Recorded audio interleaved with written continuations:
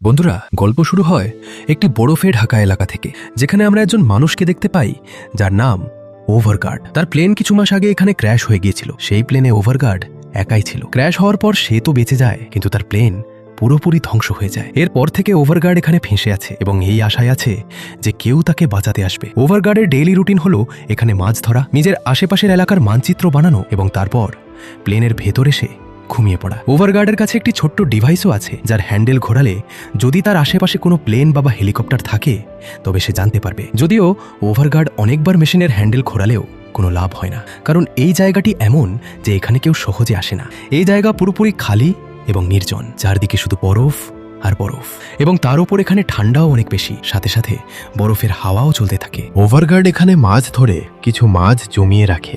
এখানে ওভারগার্ড মাছ খেয়েই বেঁচে আছে। ওভারগার্ড রোজ ওই ডিভাইসটি আলাদা আলাদা জায়গায় গিয়ে ঘোরায়, কিন্তু সে কোনো প্লেন বা হেলিকপ্টার দেখতে পায় না। তারপর ওভারগার্ড যখন নিজের প্লেনের কাছে আসে তখন সে দেখে যেখানে সে মাছ ধরে রেখেছিল সেখানে মাছ নেই। এই কারণে ওভারগার্ড চিন্তিত হয়ে পড়ে। সে আশেপাশে তাকালে পোলার বিয়ারের বড় বড় পায়ের ছাপ দেখতে পায়। ওভারগার্ডের মনে হয় যে পোলার বিয়ার হয়তো তার উপর হামলা করে দিতে পারে, তাই সে তাড়াতাড়ি দৌড়ে নিজের প্লেনের ভেতর চলে আসে।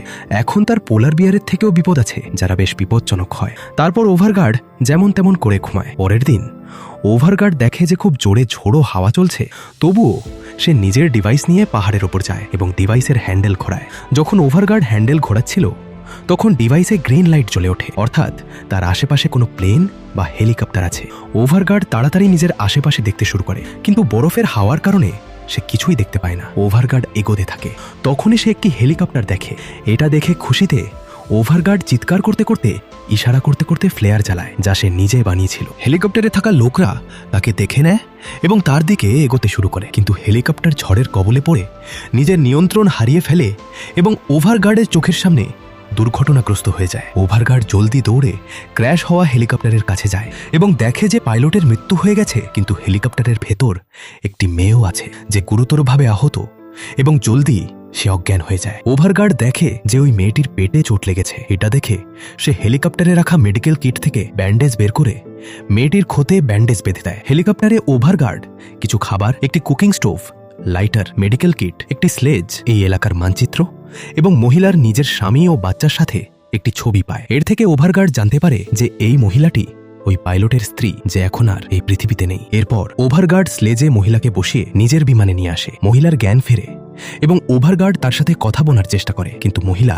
ইংরেজি জানে না এবং সে যে ভাষায় কথা বলে তা ওভারগার্ড বুঝতে পারে না। মহিলা ইশারায় পাইলটের ব্যাপারে জিজ্ঞেস করে। এর ওপর ওভারগার্ড তাকে জানায় যে পাইলটের মৃত্যু হয়ে গেছে। এটা শুনে মহিলা পুরোপুরি ভেঙে পড়ে এবং আবার অজ্ঞান হয়ে যায়।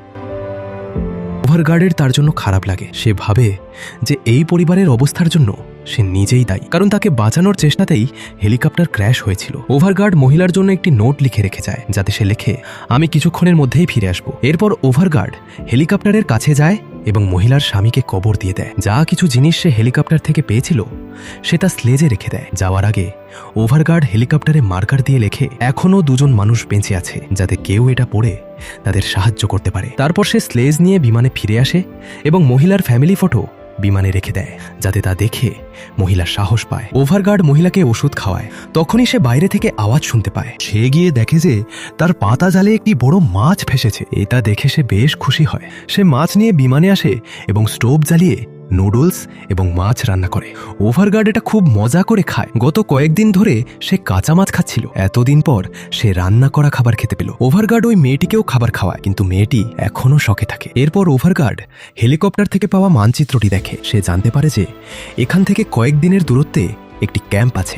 যদি তারা সেখানে পৌঁছে যায় তবে তাদের রেস্কিউ হতে পারে। ওভারগার্ড মহিলার ঠিক হওয়ার অপেক্ষা করে, যাতে তারা দুজনে সেখানে যেতে পারে, কিন্তু দিনের পর দিন মহিলার শরীর খারাপ হতে থাকে। ওভারগার্ড তাকে ছেড়ে যাওয়ার কথা ভাবতেও পারে না। সে মহিলাকে নিয়ে ক্যাম্প পর্যন্ত যাওয়ার সিদ্ধান্ত নেয়। ওভারগার্ড জানে যে যদি তারা এখান থেকে না বেরোয় তবে এত ঠান্ডায় বেশি দিন পর্যন্ত খাবার জল ছাড়া বেঁচে থাকা অসম্ভব। তাছাড়া শীতকালও আসতে চলেছে। এরপর ওভারগার্ড সব জরুরি জিনিস নিজের কাছে রাখে, ধরা মাছ এবং জল প্যাক করে। সে বিমানে একটি নোট রেখে যায়, যাতে লেখে, আমরা দুজন উত্তর দিকে যাচ্ছি, যাতে কেউ এই নোটটি পড়ে তো তাদের বাঁচাতে পারে। এরপর ওভারগার্ড মহিলাকে স্লেজের ওপর শুয়ে স্লিপিং ব্যাগ দিয়ে বাঁধে। সে দড়ির সাহায্যে স্লেজটিকে টানে এবং মানচিত্র অনুযায়ী এগোতে শুরু করে। এগোতে এগোতে ওভারগার্ডের মহিলার অবস্থার চিন্তা হয়। সে সময় সময় মহিলাকে জল খাওয়াতে থাকে। ওভারগার্ডও চলতে চলতে বেশ ক্লান্ত হয়ে পড়ে এবং তার শ্বাস ফুলতে শুরু করে, কিন্তু সে জানে যে তাকে থামা চলবে না। ওভারগার্ড ধীরে ধীরে মহিলাকে নিয়ে এগোতে থাকে। এখন তার কাছে একটি মিশন আছে, ওই মহিলাকে যে কোনো অবস্থাতেই বাঁচানো।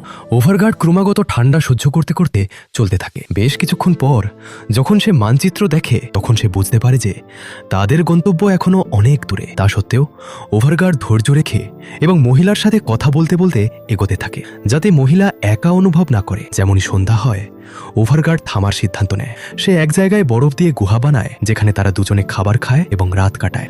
পরের দিন ওভারগার্ড মহিলার সাথে আবার নিজের সফর শুরু করে। কয়েক ঘন্টা ধরে ক্রমাগত চলার কারণে ওভারগার্ড মাঝে মাঝে থেমে বিশ্রাম নেয়, কিন্তু তবুও সে মহিলাকে ধীরে ধীরে টানতে টানতে এগোতে থাকে। বরফে চলার কারণে তার গতিও ধীর হয়ে যায়। কিছুক্ষণ পর ওভারগার্ডের সম্মুখীন তীব্র বরফের হাওয়ার সাথে হয়, যার ফলে সে সামনে কিছুই দেখতে পায় না। তা সত্ত্বেও সে থামে না এবং এগোতে থাকে। কিছুক্ষণ পর সে একটি পাহাড় দেখতে পায়, যা পার করা তার জন্য জরুরি। ওভারগার্ড ভাবে যে সে একা পাহাড়ে তো চড়তে পারবে, কিন্তু মহিলাকে সেখান পর্যন্ত কিভাবে নিয়ে যাবে? সে মানচিত্র বের করে দেখে এবং জানতে পারে যে সামনে যাওয়ার অন্য একটি রাস্তাও আছে, কিন্তু ওই রাস্তায় গেলে তার 3-4 দিন বেশি লাগবে। তাছাড়া ওই রাস্তায় খুব হাওয়া চলে এবং তার কাছে ততদিনের খাবার জলও নেই। তাই ওভারগার্ড প্রথমে একা পাহাড়ে চড়ে এবং দড়ির সাহায্যে মহিলাকে ওপরে টানার চেষ্টা করে, কিন্তু ওভারগার্ড এতে 3 বার ব্যর্থ হয়।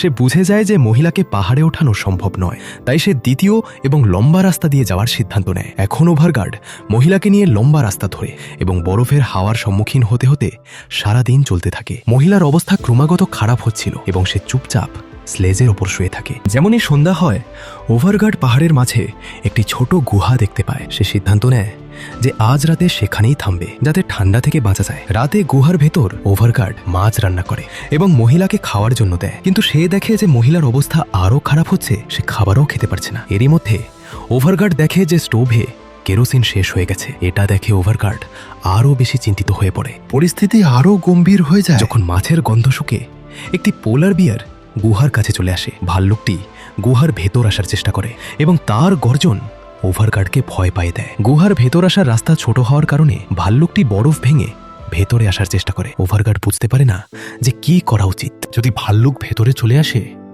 তবে তার এবং মহিলার প্রাণ বাঁচানো অসম্ভব হবে। তখনই ওভারগার্ডের হেলিকপ্টার থেকে পাওয়া ফ্লেয়ার গানের কথা মনে পড়ে। সে সাথে সাথে ফ্লেয়ার বের করে এবং তা জ্বালিয়ে ভাল্লুকটিকে ভয় দেখানোর চেষ্টা করে। আগুন দেখে ভাল্লুকটি ভয় পেয়ে যায় এবং গুহার কাছ থেকে পালিয়ে যায়। ওভারগার্ড স্বস্তির নিঃশ্বাস ফেলে, কিন্তু সে বুঝতে পারে যে পরিস্থিতি আরও কঠিন হচ্ছে। মহিলার খারাপ হতে থাকা অবস্থা এবং লিমিটেড রিসোর্সের সাথে ওভারগার্ডকে যত তাড়াতাড়ি সম্ভব ক্যাম্প পর্যন্ত পৌঁছাতে হবে। পরের দিন সকালে ওভারগার্ড গুহা থেকে বাইরে আসে। সে দেখে যে আশেপাশে কোথাও পোলার বিয়ার নেই। এটা দেখে সে স্বস্তি অনুভব করে এবং মহিলাকে নিয়ে এগোতে শুরু করার সিদ্ধান্ত নেয়। এগোতে এগোতে ওভারগার্ডের সম্মুখীন একটি ভয়ঙ্কর বরফের ঝড়ের সাথে হয়। হাওয়া এত জোরে ছিল যে এখন এগোনো অসম্ভব ছিল। ওভারগার্ড স্লেজ, যাতে মহিলা শুয়েছিল, সেটাকে নিজের কাছে টেনে নিয়ে নিজেকে এবং মহিলাকে ঢেকে নেয়, যাতে বরফ তাদের উপর না পড়ে। কিছুক্ষণ পর যখন ঝড় শান্ত হয়, ওভারগার্ড মহিলার অবস্থা দেখার জন্য তার কাছে আসে। সে তাকে জল খাওয়ানোর চেষ্টা করে, কিন্তু মহিলার মুখ থেকে রক্ত বেরোচ্ছিল। তার পেটের ক্ষতে ইনফেকশন ছড়িয়ে পড়েছিল।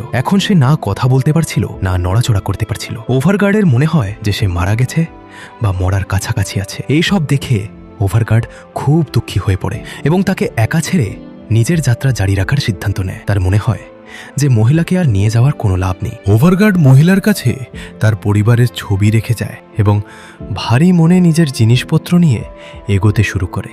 এগোতে এগোতে ওভারগার্ড একটি গর্তে পড়ে যায় এবং অজ্ঞান হয়ে যায়। যখন তার জ্ঞান ফেরে তখন সে নিজেকে একটি গুহার নিচে পায়। তার একটি পা একটি বড় পাথরের নিচে ভেসে থাকে। ওভারগার্ড বারবার নিজের পা টানার চেষ্টা করে, কিন্তু এর ফলে তার পা খুব বাজেভাবে আহত হয়ে যায়। এত বেশি যন্ত্রণা সত্ত্বেও ওভারগার্ড যেমন তেমন করে গুহা থেকে বাইরে বেরোয়। গুহা থেকে বাইরে বেরোনোর পর ওভারগার্ডের নিজের সিদ্ধান্তের উপর অনুশোচনা হয়। তার উপলব্ধি হয় যে মহিলাকে ওই অবস্থায় ছেড়ে যাওয়া ভুল ছিল। সে এটাও অনুভব করতে পারে যে ওই মহিলাই তাকে এগোনোর সাহস দিচ্ছিল। ওভারগার্ড নিজের পায়ে ব্যান্ডেজ বাঁধে এবং আবার মহিলার কাছে ফেরার সিদ্ধান্ত নেয়। ওভারগার্ড আহত এবং দুর্বল অবস্থায় হামাগুড়ি দিয়ে মহিলার কাছে ফিরে আসে। যখন সে মহিলাকে দেখে তখন সে জানতে পারে যে সে এখনো জীবিত আছে। মহিলা ধীর আওয়াজে জল চায়। ওভারগার্ড তাকে সাথে সাথে জল খাওয়ায় এবং তার কাছে ক্ষমা চাইতে চাইতে কাঁদতে শুরু করে। ওভারগার্ডের পা আহত ছিল, তবুও সে মহিলাকে স্লেজে শুইয়ে টানার সিদ্ধান্ত নেয়। যন্ত্রণায় কাতরাতে কাতরাতেও সে মহিলাকে বাঁচানোর জন্য নিজের পুরো শক্তি লাগিয়ে দেয় এবং তাকে নিয়ে এগোতে থাকে। ওভারগার্ডের শরীর দুর্বল হয়ে গিয়েছিল, কিন্তু সে হার মানে না। কয়েক ঘন্টা ধরে সংঘর্ষ করার পর ওভারগার্ড অবশেষে রেস্কিউ ক্যাম্পের কাছে পৌঁছে যায়। সে উঁচুতে চড়ে দূরে দেখে যেখানে সে একটি হেলিকপ্টার দেখতে পায়। এটা দেখে তার খুশির ঠিকানা থাকে না।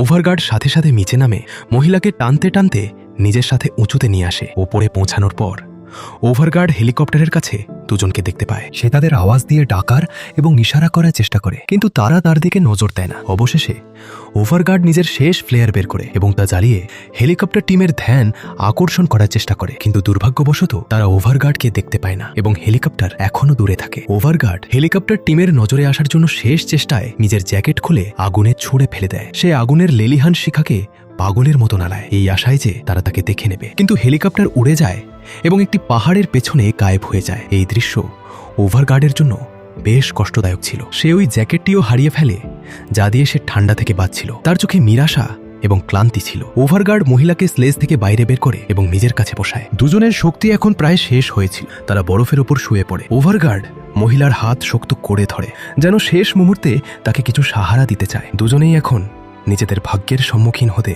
প্রস্তুত হয়ে যায়। তাদের এখন মনে হয় তারা দুজনে আর বাঁচবে না।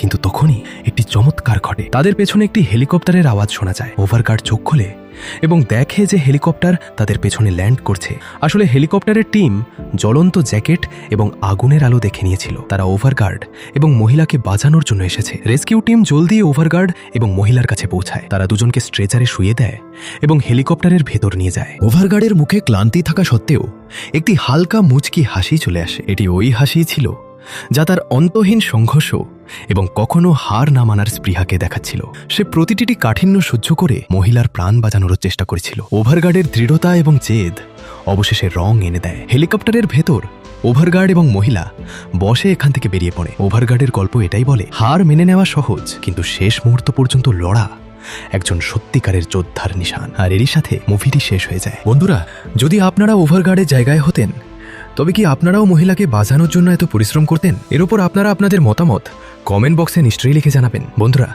আপনারা ভিডিওটি শেষ পর্যন্ত দেখেছেন, এর জন্য অনেক অনেক ধন্যবাদ। আপনাদের ভিডিওটি ভালো লেগে থাকলে লাইক এবং শেয়ার করুন এবং মুভিজের এক্সপ্লেনেশনের জন্য চ্যানেল সাবস্ক্রাইব করে বেল আইকন প্রেস করুন, যাতে সামনের ভিডিওগুলো আপনাদের মিস না হয়। ততক্ষণের জন্য বাই বাই।